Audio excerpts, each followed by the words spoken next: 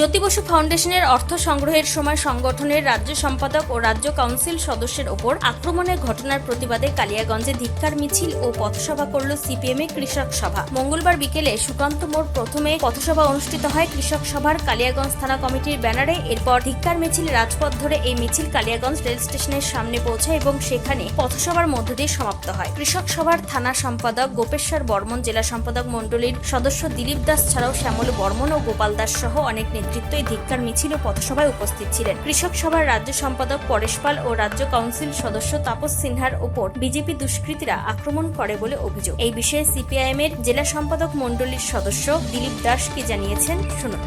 আমাদের বিক্ষোভ মিছিলের মূল কারণ হচ্ছে যে একটা গণতান্ত্রিক দেশে আমরা রাজনীতিগতভাবে মত প্রকাশের অধিকার, রাজনৈতিক কর্মকাণ্ডের অধিকার আছে।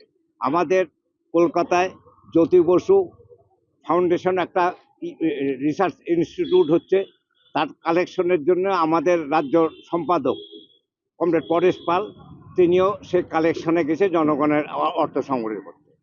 সেখানে দেখছি যে সেখানে অর্থ সংগ্রহ করা যাবে না, বামপন্থীদের আন্দোলন করা যাবে না, কোনো অর্থ সংগ্রহ করা যাবে না বলে বিজেপি, আজকে যারা বিজেপি, আগে যারা হচ্ছে টিএমসি ছিল তারাই রূপান্তরিত হয়ে বিজেপি, তারাই আসে শারীরিকভাবে আক্রমণ করছে। এটা গণতান্ত্রিক পরিবেশকে নষ্ট করার জন্য, অধিকারটাকে নষ্ট করবার জন্য। তার জন্যে আমরা গোটা রাজ্যব্যাপী কৃষক সভার এই সম্পাদকের উপর আক্রমণের তীব্র যেমন নিন্দা করছি, তেমন হচ্ছে সেই দোষী ব্যক্তিদের তাদের উপযুক্ত শাস্তির দাবি আমরা করছি। উত্তর দিনাজপুরের কালিয়াগঞ্জ থেকে নিজস্ব প্রতিনিধির রিপোর্ট, টাইমস 14 বাংলা। আরো নিত্য নতুন ভিডিও পেতে এবং তথ্য জানতে আমাদের ফেসবুক পেজকে লাইক ও ফলো করে রাখুন। সেই সঙ্গে টাইমস 14 বাংলার ইউটিউব চ্যানেলকে সাবস্ক্রাইব করতে ভুলবেন না।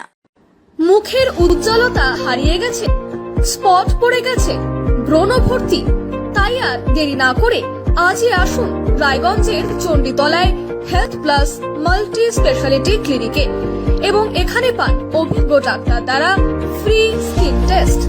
আরো বিস্তারিত জানতে যোগাযোগ করুন 9674895169 এই নম্বরে।